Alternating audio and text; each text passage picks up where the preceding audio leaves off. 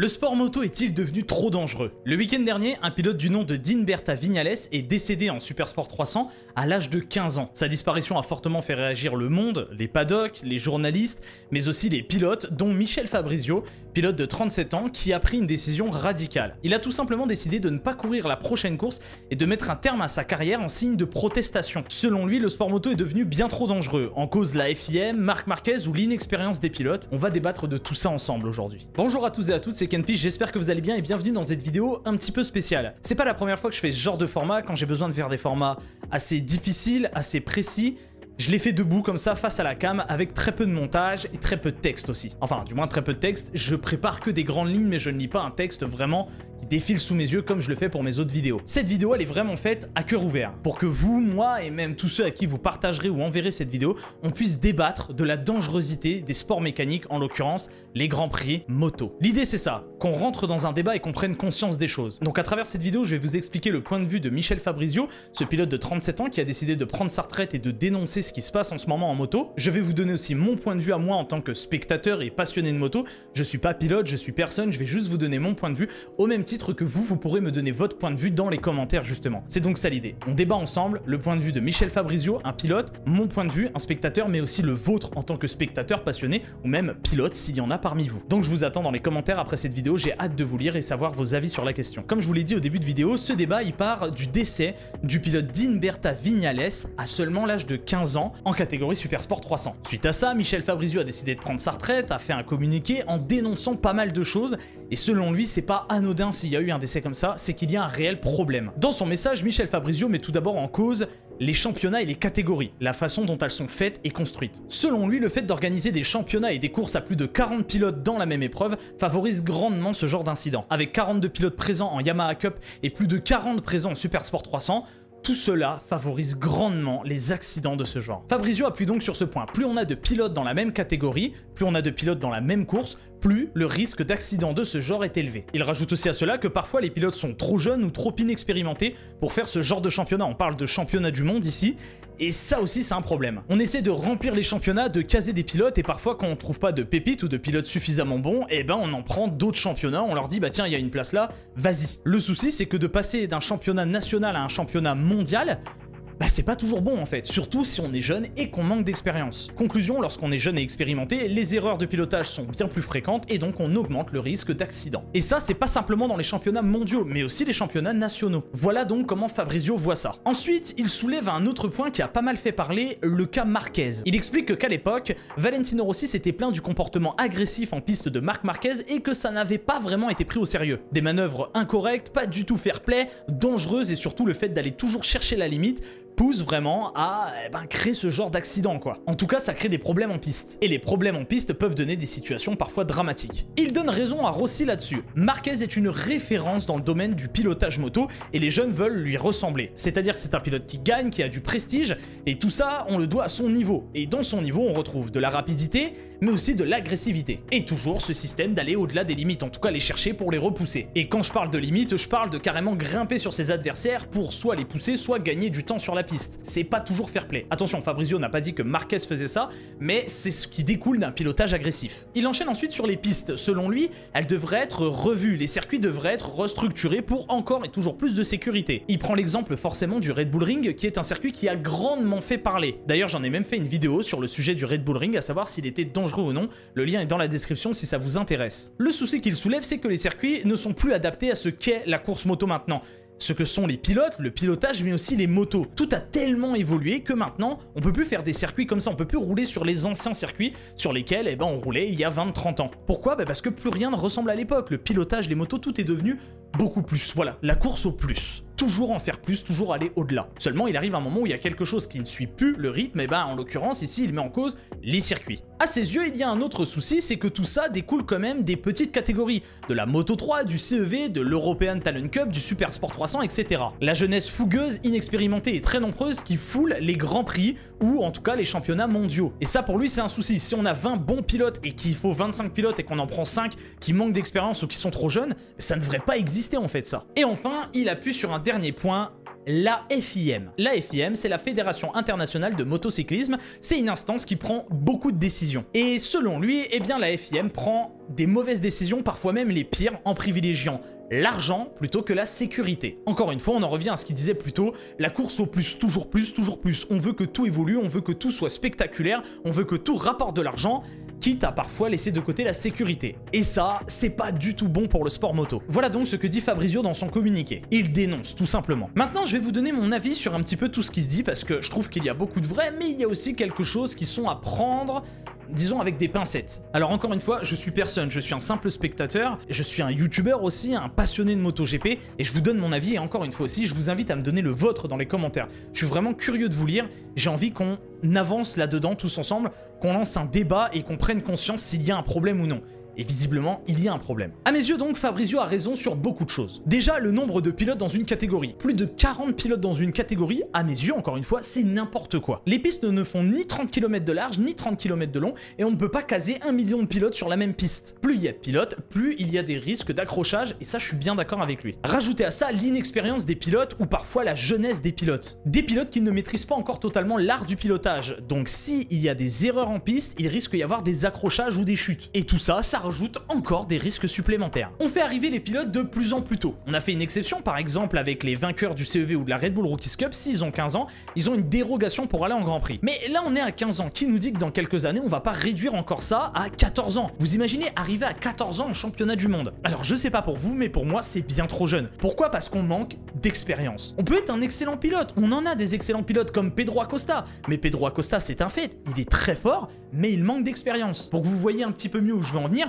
prenez l'exemple de Fabio Quartararo et Valentino Rossi. Valentino Rossi est le pilote qui a le plus d'expérience en Grand Prix, ça c'est indéniable. En revanche, ce n'est pas le plus fort. À l'heure actuelle, le plus fort c'est Fabio Quartararo, mais Fabio est très jeune et il n'a pas encore toute l'expérience d'un Valentino Rossi. J'imagine que là vous voyez mieux où je veux en venir. Ce n'est pas parce qu'on est fort qu'on a de l'expérience, ce n'est pas parce qu'on a de l'expérience qu'on est fort. Peut-être donc serait-il plus judicieux d'amener les pilotes en Grand Prix, en championnat du monde, lorsqu'ils ont quand même de l'expérience et qu'ils ont un certain niveau, qu'ils sont suffisamment forts pour arriver en Grand Prix. Parce que c'est sûr que si vous mettez des pilotes qui manquent cruellement d'expérience et ou qui manquent cruellement de niveau, qui sont à 3 secondes des leaders, ça peut créer des situations dramatiques, ne serait-ce qu'en essai ou en qualification. Et on a déjà vu ça pour toutes les catégories, des pilotes qui arrivent en Moto 3, on ne sait pas vraiment d'où ils sortent, en Moto 2 et même en Moto GP. Des pilotes qui sont promus en Moto GP alors qu'ils n'ont pas gagné de championnat ou n'ont même pas gagné de course dans les catégories inférieures. Mais on les met parfois en Moto GP pour combler les trous.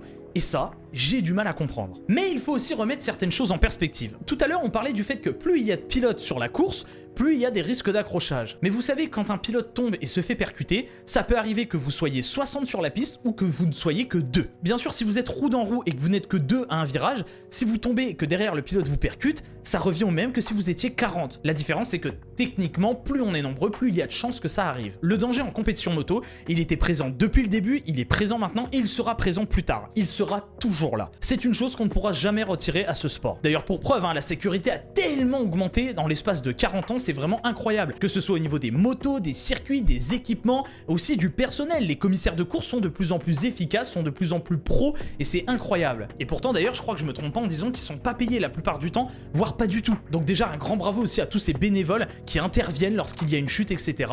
C'est incroyable. Malgré tout, on peut pas tout éviter non plus. Il y a des choses qu'on ne peut pas éviter et on ne pourra rien faire, on ne pourra jamais contrer ça. Les chutes en moto, ça arrivera toujours, ça fait partie de ce sport en soi. Les erreurs feront toujours partie du sport. Sinon, on fait jouer des robots ou on fait piloter des robots. Et dans ce cas-là, c'est plus du sport, c'est pas ce que c'est. Pour revenir un petit peu sur le cas Marquez, je sais pas trop quoi dire honnêtement. Du pilotage à la Marquez, il y en a depuis le début de l'histoire des Grands Prix. Il y a eu des pilotes vraiment agressifs, des fois plus que Marquez, des fois un peu moins. Valentino Rossi a parfois été agressif, Simoncelli l'a été, Mick Doohan ou Barry Sheene encore. Seulement pour Marquez, il est sous le feu des projecteurs parce que c'est le meilleur pilote de sa génération qui gagne tout. Et s'il gagne, c'est grâce à son pilotage. Et son pilotage, c'est un style très agressif, il faut le dire. Le problème pour Marc Marquez là-dedans, c'est qu'il y a eu des fois où il était bien trop agressif et il n'a pas été sanctionné. Mais alors, on fait quoi quand c'est comme ça? Qui on accuse? Est-ce qu'on accuse Marquez d'avoir été trop agressif et donc d'avoir causé des problèmes pour les générations futures qui veulent l'imiter? Ou est-ce qu'on accuse la FIM de ne jamais avoir réagi sur le pilotage de Marquez et d'avoir dit non, tu peux plus piloter comme ça, il faut que t'arrêtes, sinon tu es banni? Et le souci, c'est qu'on se pose ces questions dès qu'il y a eu un drame. Et ça, c'est encore un autre problème. Alors attention, à aucun moment nous devons remettre le décès des pilotes sur le dos de Marc Marquez. Il n'y est pour rien, il n'est pas fautif, ça n'a aucun rapport. C'est là où je suis pas tellement d'accord avec Michel Fabrizio, c'est que pour moi, c'est pas la peine de citer Marc Marquez. Oui, c'est un grand champion, oui, il a un pilotage très agressif et oui, les pilotes veulent lui ressembler. Et d'ailleurs, peut-être que la FIM aurait dû à un moment ou un autre le calmer sur son pilotage agressif, en tout cas le calmer bien plus qu'ils l'ont fait. Mais à aucun moment il a mis en danger les générations futures, c'est ça que je veux dire. Alors attention, peut-être que vous n'êtes pas d'accord avec moi je suis pas tellement d'accord avec Fabrizio là-dessus, c'est mon point de vue justement, dites-moi, mais pour moi, Marc Marquez n'y est pour rien là-dedans, des pilotes agressifs, il y en a eu, mais c'est peut-être aussi la situation, les motos, les circuits, l'évolution technologique plus le style de pilotage de Marquez qui donne lieu à ce genre de situation. Mais pour moi, Marquez n'a absolument rien à voir là-dedans, on peut pas du tout l'incriminer pour ça. Donc à qui la faute là-dessus, je saurais pas trop me prononcer. En fait, c'est difficile de dire à un pilote, tu peux pas piloter comme ça, de façon aussi agressive, toujours à la limite et tout. Pourquoi? Parce qu'en tant que pilote, on veut toujours se surpasser, etc. C'est des compétiteurs, ils veulent toujours aller plus loin, aller plus haut. Le problème, c'est qu'on rentre dans ce fameux mouvement que décrivait Fabrizio, toujours plus, encore et encore et encore. On en veut toujours plus, technologiquement parlant, en termes d'argent, en termes de résultats, tout. On veut toujours plus haut. Le problème, c'est que parfois, il y a des choses qui n'arrivent pas à suivre, en l'occurrence, parfois, la sécurité. Je vais conclure sur ceci. Cette année, on a eu plusieurs décès de pilotes. Parmi eux, je vais en citer 3. Dean Berta Vignales, âgé de seulement 15 ans, décédé en Supersport 300. Hugo Milan, âgé de seulement 14 ans, décédé en European Talent Cup. Et Jason Dupasquier, âgé de seulement 19 ans, est décédé en Moto 3. Ces 3 pilotes-là ont malheureusement un point commun, ils étaient tous les 3 dans des petites catégories où ils sont nombreux. Et là, je pense que c'est indéniable, je pense qu'on peut le dire, il semblerait qu'il y ait un problème dans ces catégories-là. Un problème de taille, puisque c'est un problème de sécurité. C'est aussi horrible que tragique, mais c'est toujours après les drames qu'on se met à réfléchir à ce qui s'est passé, pourquoi c'est arrivé, et qu'on cherche des solutions. Seulement là, ça commence vraiment à faire beaucoup. En fait, même dès le premier décès, ça fait beaucoup. C'est déjà trop, et c'est surtout trop tard. Alors, je suis personne pour changer les choses, je suis personne pour dire et trouver des solutions, mais en revanche, en tant que spectateur, en tant que passionné, je me rends compte qu'il y a un problème. Et j'imagine que vous aussi. Mais alors, qu'est-ce qui peut être fait? Eh bien ça, malheureusement, je ne sais pas. Je n'ai pas de solution miracle. Il y a plein de pistes à étudier. Mais il semblerait que la moto ait vraiment, grandement même besoin d'un nouveau coup de sécurité, un nouveau vent frais qui aiderait les pilotes à se sentir plus en confiance. Parce qu'effectivement, regarder une course de petite catégorie et se dire « Ouf, il s'est rien passé, Dieu merci », on ne devrait pas avoir à dire ce genre de phrase. On devrait juste dire « course incroyable » ou « pas folle la course aujourd'hui ». Mais on devrait jamais se dire « ça va, il n'y a pas eu de mort aujourd'hui, c'est cool ». Non, on ne devrait pas se dire ça. Encore une fois, je sais que le danger est là depuis le début dans la moto et sera toujours là. Il y a des choses qu'on ne pourra jamais éviter. En revanche, il y a des choses que, je pense, peuvent être changées, peuvent être travaillées pour améliorer au confort et à la sécurité des pilotes, parce que c'est ce qui est le plus important finalement. Je pense qu'aucun de nous ne regarde les grands prix et les courses moto pour voir des pilotes tomber, se blesser et se tuer. Je pense qu'on le regarde pour le spectacle, et le spectacle, c'est quand les pilotes sont sur leur moto et qu'ils y restent du début à la fin de la course. Même si les chutes font partie de ce sport, bien sûr, mais la mort ne devrait pas en faire partie en soi. Voilà, cette vidéo, elle est vraiment faite à cœur ouvert, il n'y a aucun montage, je voulais juste vous parler de tout ça, vous parler à cœur ouvert, vous dire ce que je pensais de tout ça. J'ai même pas respecté les quelques lignes que j'avais sur mon texte, parce que je pense que c'est important de dire les choses une bonne fois pour toutes. Je fais toujours des vidéos où je vous explique un peu ce qu'est ce sport, parfois on rigole avec des blagues et tout, mais on revient vite à la réalité quand c'est un pilote qui décède. Qu'importe son âge, qu'importe sa catégorie, sa nationalité, sa couleur de peau, son sexe ou je ne sais quoi. Quand un pilote décède, c'est hyper tragique pour notre sport. Et le problème là, c'est qu'on est en train de rentrer dans quelque chose où les pilotes décèdent de plus en plus jeunes, et surtout dans des catégories où on pensait qu'il n'y avait pas tant de problèmes que ça. Et finalement, on se rend compte qu'il y a beaucoup de problèmes, des problèmes de sécurité, des problèmes de mise en danger de vie. Voilà, cette vidéo est terminée.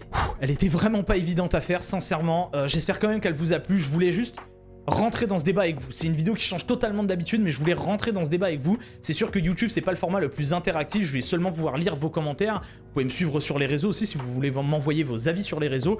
Mais voilà, je pense qu'on en parlera aussi sur Twitch ce soir à 20 h. Je pense qu'on lancera un débat en live pour en discuter si vous le voulez. Merci d'avoir suivi cette vidéo. J'espère qu'elle vous a plu. Si c'est le cas, je vous invite à la liker, la commenter et la partager. N'oubliez pas de vous abonner et de cliquer sur la petite cloche si ce n'est pas déjà fait. Quant à moi, je vous laisse. Je vous donne rendez-vous jeudi pour une vidéo exceptionnelle, pour le coup, qui va beaucoup changer en termes de ton de celle-ci. D'ici là, portez-vous bien, prenez soin de vous et même sur la piste. Et V à tous.